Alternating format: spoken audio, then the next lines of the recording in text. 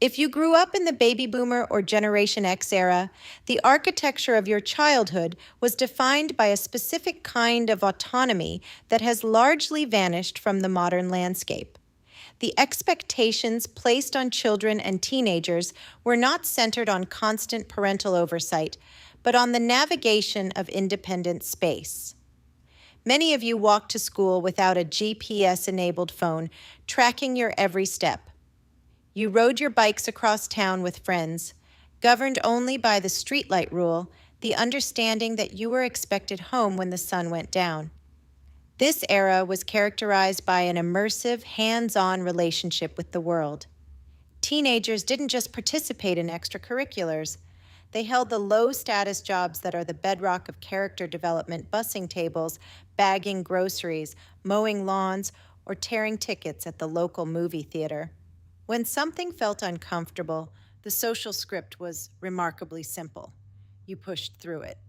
What these experiences quietly provided was a psychological necessity known as friction. In developmental terms, friction refers to the small obstacles, frustrations, and responsibilities that occur as people move toward competence. It is the uncomfortable middle stage between being a novice and becoming skilled. In previous decades, friction was built into the environment. If your boss corrected you at work, you adjusted your behavior to keep the paycheck.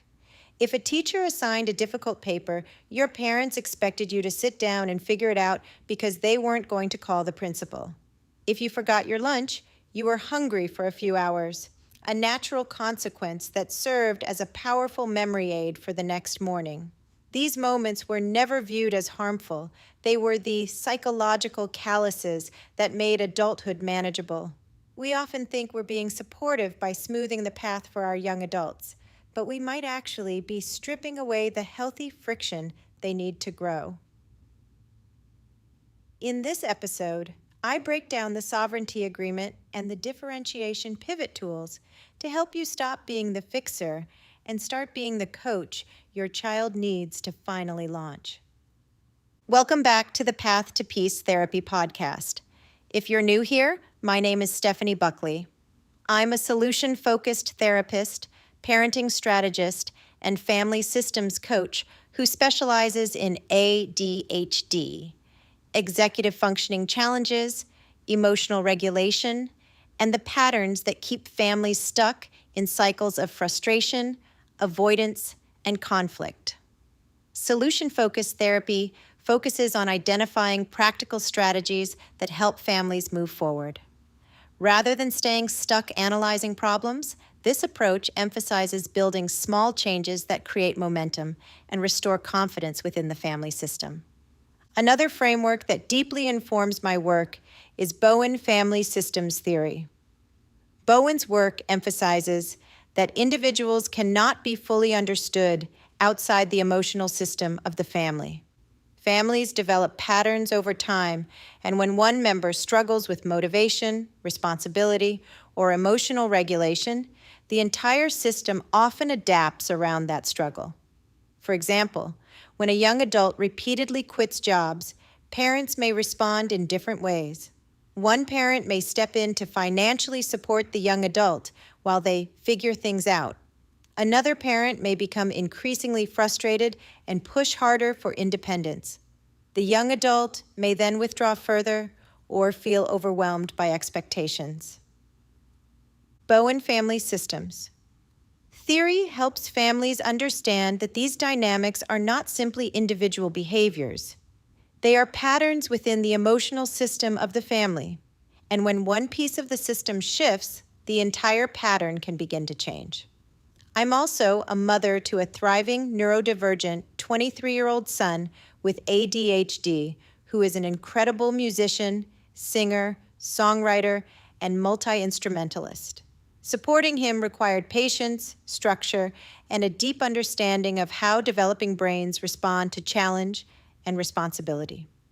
This podcast exists because when my son was younger, I did not fully understand what was happening in his brain, and I know many parents listening today are asking the same question. Why does everything feel so hard for my child? Today, we're continuing our series on Gen Z's aversion to friction. And in this episode, we explore how we got here. The modern parenting landscape is often defined by a high-tech, high-intervention approach that inadvertently strips away the developmental nutrients found in everyday struggle. One of the most pervasive forms of this is digital proximity, where the use of GPS tracking apps creates a tether that removes the cognitive friction of navigation. When a child never has to solve the "where am I" problem or navigate a route independently, they fail to develop spatial autonomy and the confidence that comes from finding one's way. This is closely followed by the lawnmower parent dynamic, a style of hyper-advocacy where parents mow down obstacles before the child even encounters them, such as emailing a teacher the second a grade slips. By doing so, they eliminate the essential friction of self-advocacy and the healthy acceptance of a lower grade resulting from missed effort, leaving the student without a blueprint for professional accountability. The removal of internal friction continues through entertainment on demand, where the smartphone acts as an instant boredom extinguisher. This constant neurological stimulation prevents the brain from entering the quiet state required for creative problem-solving and self-reflection, effectively atrophying the child's ability to sit with their own thoughts. In the academic sphere, the homework rescue sees parents spending hours meticulously ensuring every assignment is perfect. While this may protect the GPA, it removes the friction of a failed assignment, a necessary error signal that tells the brain it needs to improve its study habits and executive functioning.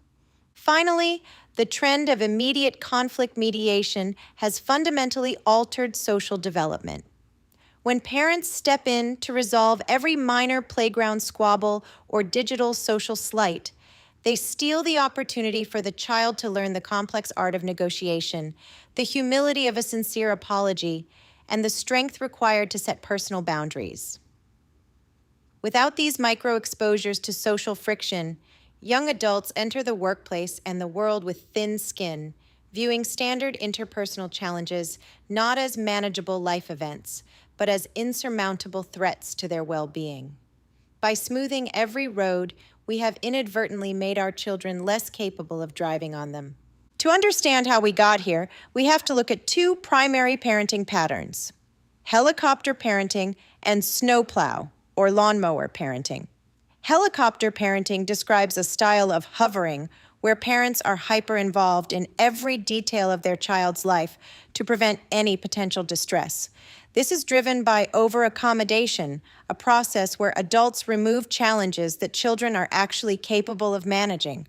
While intended as an act of love, it deprives the child of self-efficacy, the belief, championed by psychologist Albert Bandura, that one can influence outcomes through their own effort. Without successful struggle, the brain never learns that it can handle hard things. Snowplow parenting goes a step further. Instead of hovering over the child, these parents move in front of the child, clearing obstacles before the child even knows they exist. They negotiate with coaches for more playing time or call professors to argue about a syllabus. The result is a young adult who enters the workforce with thin skin, someone whose nervous system interprets the normal friction of a workplace, repetition, early hours, critical feedback, as a high-level threat. When a snowplow parent clears the path, they inadvertently leave the child with weak legs, unable to walk on the rough terrain of the real world. When we look at a young adult today who is struggling to get or keep a basic job, we are often seeing the cumulative effect of a frictionless upbringing. To understand the shift, we must look at how over-accommodation evolves through the developmental stages. The trajectory of over-accommodation begins in childhood, where parents often lay the foundation of dependency by prioritizing immediate peace over long-term skill acquisition. This is frequently seen in the conflict rescue, where parents intervene in peer disagreements to fix playdates, and the responsibility takeover, where tasks like tying shoes or packing backpacks are performed by the parent simply because it is faster than allowing the child to struggle. By acting as an emotional shield through consolation prizes for social exclusions, or serving as a schedule manager and food service provider who eliminates the friction of forgotten books or unappealing meals, parents inadvertently prevent the development of self-efficacy. These early interventions teach the child's developing brain that they do not need to solve their own problems because a more powerful adult will always calibrate the environment to suit their comfort. As the child moves into adolescence, this pattern of rescuing leads to a dangerous thinning of the window of tolerance. The parent often becomes the grade advocate, emailing teachers to excuse missed assignments under the guise of stress, which robs the teenager of the opportunity to face a zero and learn essential time management skills. When a parent acts as a morning alarm, waking a teen 5 times to avoid the friction of school detention, or functions as a transportation service and conflict shield against coaches, they prevent the adolescent from experiencing the natural consequences of their own choices. Furthermore, providing a financial cushion through unlimited funds removes the vital economic friction required to learn prioritization and budgeting, leaving the teenager with a nervous system that is fundamentally unprepared for the weight of real-world expectations. By young adulthood, these accumulated patterns often manifest as a total failure to launch, where the parent becomes a job application ghostwriter and professional proxy, making phone calls to managers and effectively stealing the young adult's professional voice. When parents act as the rescuer of the toxic job, validating the urge to quit at the first sign of standard feedback, they prevent the development of distress tolerance and the formation of a workplace callus. This is compounded by the infinite safety net of a responsibility-free home and the role of crisis manager, where the parent absorbs the emotional weight of every professional setback. From a Bowen family systems perspective, this over-functioning creates a state of anxious fusion, where the young adult never develops a separate competent self because the parent has consistently removed the healthy friction required for true maturation. The transition from childhood to young adulthood is often marked by an evolution of protective parenting that inadvertently replaces developmental growth with systemic dependency. In childhood, parents frequently lay the foundation for this by prioritizing immediate comfort over the healthy friction of learning. This manifests as the conflict rescue, where parents intervene in peer squabbles rather than letting children negotiate social boundaries. The responsibility takeover, where parents perform tasks like packing bags or tying shoes simply because it is faster. And the emotional shield, where consolation prizes are given for social exclusions like missed party invites, when parents further act as schedule managers and food service providers, immediately making safe meals or reminding children of every library book. The child's brain never receives the error signals necessary to build self-efficacy. They learn that the environment will always be calibrated to their needs, preventing the formation of an internal locus of control. As these children move into adolescence, the lack of early friction leads to a dangerously narrow window of tolerance. The parent often shifts into the role of grade advocate, emailing teachers to excuse missed work due to stress, and robbing the teen of the chance to face a zero and learn time management. They may act as a morning alarm, waking a teen repeatedly to prevent the friction of school detention, or as a transportation service and conflict shield against coaches, ensuring the adolescent never has to deal with the elements or work harder to earn a spot. By providing a financial cushion through unlimited funds, the parent removes the economic friction required to learn prioritization, leaving the teenager with a nervous system that interprets any standard obstacle as a catastrophic threat. By young adulthood, these accumulated patterns often culminate in a failure to launch, where the parent functions as a job application ghostwriter and professional proxy, effectively stealing the young adult's professional voice by calling managers on their behalf. When parents become the rescuer of the toxic job, validating the urge to quit at the first sign of standard workplace feedback, they prevent the development of distress tolerance and the formation of a workplace callus. This is often reinforced by an infinite safety net of responsibility-free living and a parent who acts as a crisis manager, absorbing the emotional weight of every professional setback. From a Bowen family systems perspective, this overfunctioning creates a state of anxious fusion, where the young adult remains a psychological extension of the parent, lacking the separate, competent self required to navigate a world that will not bend to their discomfort. The solution is not to become cold or distant, it is to move toward differentiation. This means being a parent who can stay emotionally connected while allowing the healthy friction of the world to act on the young adult. We must believe in their strength more than we believe in their current discomfort. By holding the line on the microfriction contract, we are finally allowing their executive function muscles to grow. We are telling them, through our actions, I love you enough to let you struggle because I know you are capable of succeeding. When your young adult comes home venting about their basic job, complaining about the boredom, the mean manager, or the early shifts, your role as a consultant is to remain a non-reactive, emotional anchor. If you jump in to agree that the boss is toxic or suggest they quit, you are overfunctioning. If you lecture them on how it used to be, you trigger defensiveness. The following script is designed to validate their feelings while keeping the friction firmly in their hands. The consultant script for workplace friction. First, you can start with the validation without agreement. Your child says, I hate this job. My manager is so rude, she corrected me in front of everyone just for being 5 minutes late. It's so toxic there. Your response, it sounds like today was incredibly draining. It's a sharp, uncomfortable feeling to be corrected in front of peers. I can hear how much that stung your pride, the goal.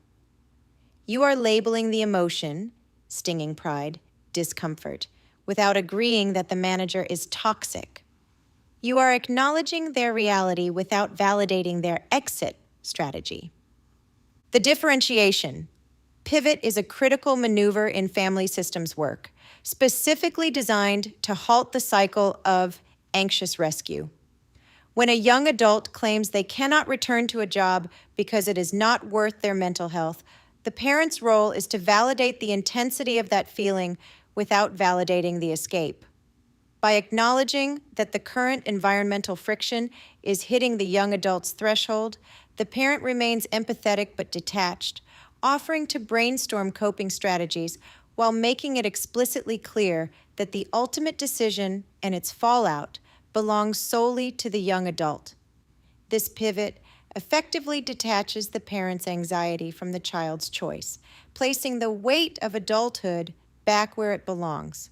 By referencing the pre-existing sovereignty agreement, the parent reminds them that while they are free to quit, the financial obligation of their weekly $50 contribution remains unchanged. This creates a real-world simulation where choices are tied to consequences, forcing the young adult to weigh the relief of quitting against the friction of a financial shortfall. Once the emotional boundary is set, the parent moves into building executive function through collaborative problem solving. Instead of offering a lecture, the parent asks a strategic question. What is one small thing you could do to make the shift 10% more tolerable?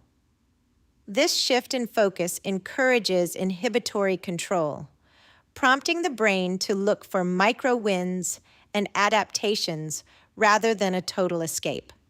When the young adult suggests a manageable compromise, such as staying in the back to do stocking, the parent validates this as a legitimate strategy for energy management while learning the ropes. This approach redirects the young adult away from the all-or-nothing thinking of anxiety and toward a stay-and-play mentality. By tying the conversation back to the scheduled difficult admin review on Sunday, the parent reinforces that long-term planning happens during calm, designated times, not in the heat of a Tuesday night meltdown. Ultimately, this long-form approach to the differentiation pivot teaches the young adult that they possess the agency to modify their experience without abandoning their responsibilities. It treats the workplace not as a threat to be avoided, but as a gym for the prefrontal cortex. When a parent holds this line, they are refusing to be the external brain for their child, which is the only way to spark the neuroplasticity required for resilience. You are moving from a protector who shields them from the world to a consultant who prepares them for it. This systemic shift is what allows a young adult to move past the failure to launch stage and into a state of self-governance, where they realize that their mental health is actually strengthened by their ability to endure and adapt to non-ideal circumstances. When you use this script, you are actively resisting the snowplow parenting urge to clear the path. By staying in a consultant role, you are allowing the young adult to experience self-efficacy. If they go back to that job the next day and survive it, they haven't just earned a few hours of pay. They have earned the internal knowledge that they are harder than their circumstances. If you do not hold them responsible in this moment, if you say, "You're right, stay home, and we'll figure it out," you are teaching them that discomfort is a valid excuse for non-performance. You are reinforcing the idea that they are too fragile for the world.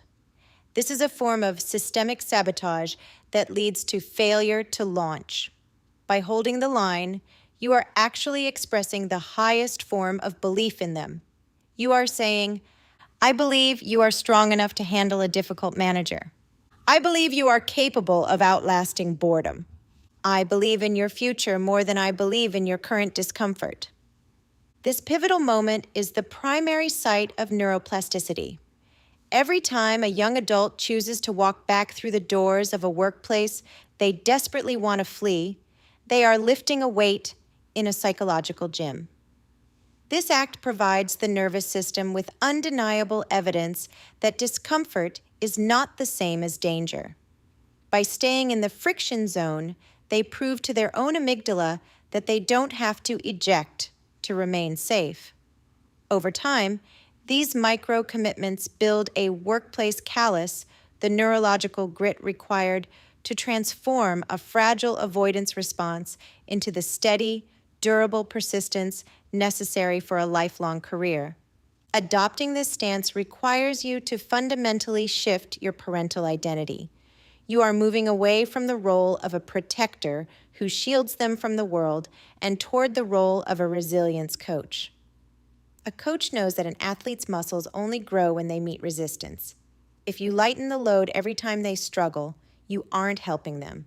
You are allowing their capability to atrophy within the velvet cage of the home. By refusing to remove the weights, you are performing an act of radical advocacy for their future self. From a Bowen family systems perspective, this is the ultimate practice of differentiation. You are staying emotionally connected and empathetic to their struggle without becoming infected by their panic. When you remain a non-anxious presence, you force the under-functioning part of the system to finally generate its own power. You aren't being mean or cold. You are being grounded. You are providing the stable environment they need to develop the internal locus of control that no therapist or medication can hand them. It can only be earned through the transformative power of lived experience. As you conclude this guide, remember that the goal of parenting isn't to create a life without friction, but to raise an adult who isn't afraid of it. When you hold the line, you aren't just teaching them how to keep a job. You are teaching them that they are powerful, capable, and resilient. You are breaking generational cycles of anxiety and replacing them with a legacy of competence. Trust the process, trust the neurobiology, and most importantly, trust your child's ability to grow into the person they were meant to be. This episode is for educational purposes and to provide support. It is not a substitute for professional mental health evaluation, diagnosis, or treatment. The more we learn to recognize the patterns behind behavior, the more compassion and support we can offer to our kids, our partners, and ourselves. If this episode resonated with you and you would like additional support for your family, you can reach out directly by email at stephanieb@thepathotopeacetherapy.com. If you are in California, I offer virtual sessions for families navigating ADHD, executive functioning challenges, anxiety, and family dynamics. You can also learn more about my work at thepathotopeacetherapy.com. And as always, take a deep breath, give yourself some grace, and remember, peace is possible, and you don't have to do this alone.